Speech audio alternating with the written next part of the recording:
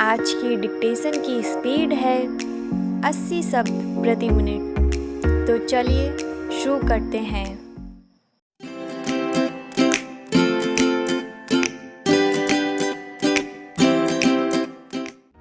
Dictation शुरू होगी 5 second बाद। 5, 4, 3, 2, 1। स्टार्ट।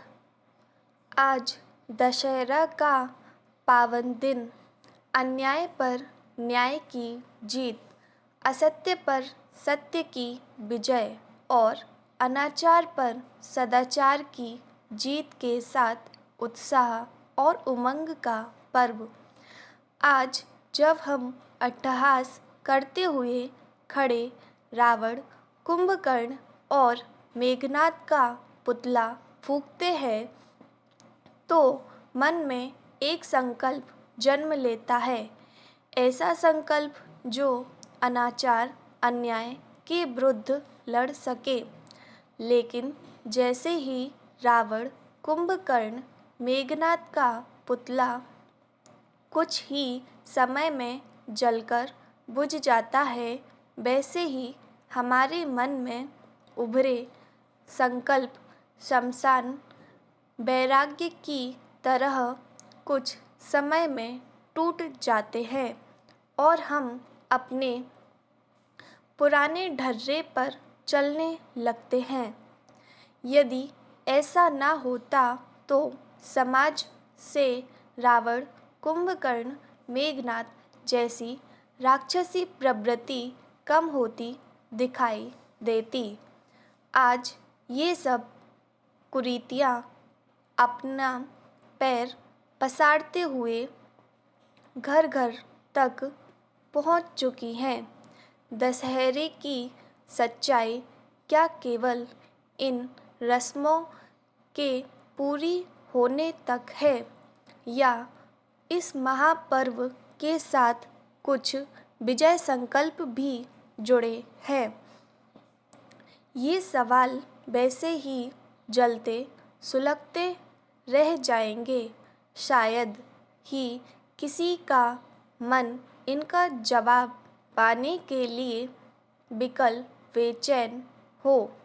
अन्यथा ज़्यादातर लोगों की जिंदगी दशहरा की रस्में जैसे तैसे पूरी करके फिर से अपने उसी पुराने ढर्रे पर लुढ़कने लगेंगी। यही हमारे सामाजिक जीवन की विडंबना ग्रस्त सच्चाई है। सभी अपनी आपाधापी में परेशान हैं। सबको अपने अपने स्वार्थ और अपने अहम की कारा घेरे है। ऐसे में सांस्कृतिक, सामाजिक और राष्ट्रीय महत्व के बिंदुओं पर सोचने का जोखिम कौन उठाए? यह हमारा राष्ट्रीय और सांस्कृतिक प्रमाद नहीं तो और क्या है कि हम में से प्रायः सभी अपने पूर्वज ऋषियों मनीषियों द्वारा बताए गए पर्वों की प्रेरणाओं को पूरी तरह भुला बैठे हैं। पर्वों में समाई सांस्कृतिक संवेदना हमारी जड़ता के व्यूह में फंसकर मुरझा गई है। सत्य को समझने और अपनाने का साहस और संकल्प शायद हम सभी में चुकता जा रहा है, जबकि विजयादशमी इसी साहस और संकल्प का महापर्व है। जीवन की इन दो महत्वपूर्ण शक्तियों को जागृत करने और उन्हें सही दिशा में नियोजित करने की महान प्रेरणाएं इसमें समाई हैं। इस पर्व के साथ जितनी भी पुराण कथाएं अथवा लोक परंपराएं जुड़ी हुई हैं, सबका सार यही है। इस पर्व से जुड़ी सबसे पुरातन कथा मर्यादा पुरुषोत्तम भगवान श्री राम की है। अलग अलग महाकवियों ने अपने अपने ढंग से प्रभु श्री राम के विजय संकल्प को शब्दांकित किया है। कहा जाता है कि वह तिथि भी विजयादशमी थी, जब लोकनायक श्री राम ने महर्षियों के आश्रम में निश्चर हीन करो मही का वज्र संकल्प लिया था और इसके कुछ वर्षों बाद घटनाक्रम में आए अनेक मोड़ों के बाद वह तिथि भी विजयादशमी ही थी, जब समर्थ प्रभु ने अपने संकल्प को सार्थकता देते हुए रावण का वध किया था। कुछ लोक कथाओं एवं लोक काव्यों में दिए गए विवरण को यदि हम प्रेरणादायी माने तो भगवती महिषमर्दिनी ने इसी तिथि में महिषासुर के आसुरी दर्प का दलन किया था।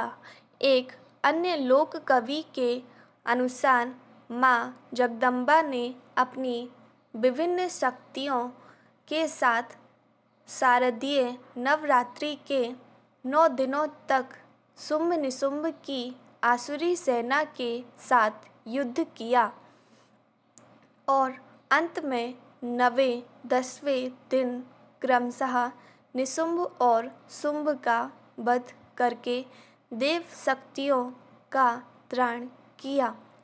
विजयादशमी माता आदिशक्ति की उसी विजय गाथा का प्रतीक है, जिन्हें केवल ग्रंथों की छानबीन एवं ऐतिहासिक आंकड़ों के आकलन का खेल पसंद है। उन्हें हो सकता है कि लोक काव्यों के ये प्रसंग इतिहास सत्य ना लगे, पर जिन्हें जीवन के भाव सत्य से प्यार है, वे इन प्रसंगों से प्रेरणा लेकर अपनी भक्ति एवं शक्ति की अभिवृद्धि की बात जरूर सोचेंगे।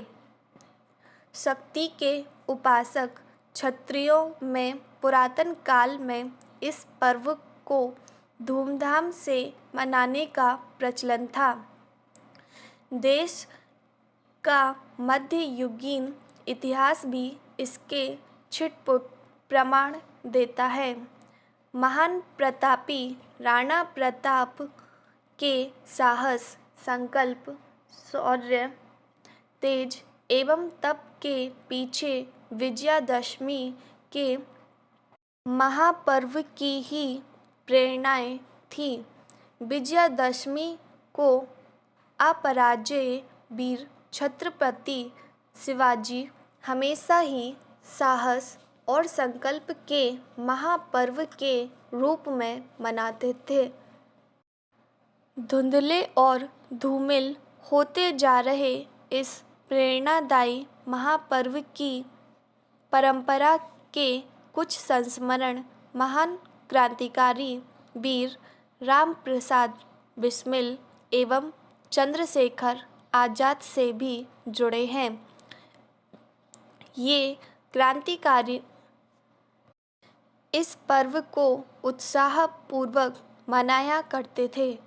चंद्रशेखर का कहना था कि हमारे सभी पर्व त्योहारों में जितनी ओजस्विता एवं प्रखरता दशहरा में है, उतनी किसी अन्य पर्व में दिखाई नहीं देती। बिस्मिल कहते थे कि विजयादशमी साहस और संकल्प का महापर्व है, पर ध्यान रहे साहस का प्रयोग आतंकवादी बर्बरता, अन्याय, अनाचार, भ्रष्टाचार के प्रति हो, अपनों और सदाचार के प्रति नहीं। क्रांतिवीर बिस्मिल की ये बातें आज भी उतनी ही प्रासंगिक हैं। हमारा साहस और संकल्प आज दिशा भटक गए हैं। हम साहसी पराक्रमी तो हैं, पर नवनिर्माण के लिए नहीं, बल्कि तोड़फोड़ के लिए। इसी तरह हम अपने संकल्पों की शक्ति, अहम का उन्माद फैलाने और सांप्रदायिक दुर्भाव बढ़ाने में लगाते हैं। देश की समरसता एवं सौहार्द में विष घोलने का काम करते हैं। स्टॉप। दोस्तों, डिक्टेशन की प्रैक्टिस लगातार करते रहिए।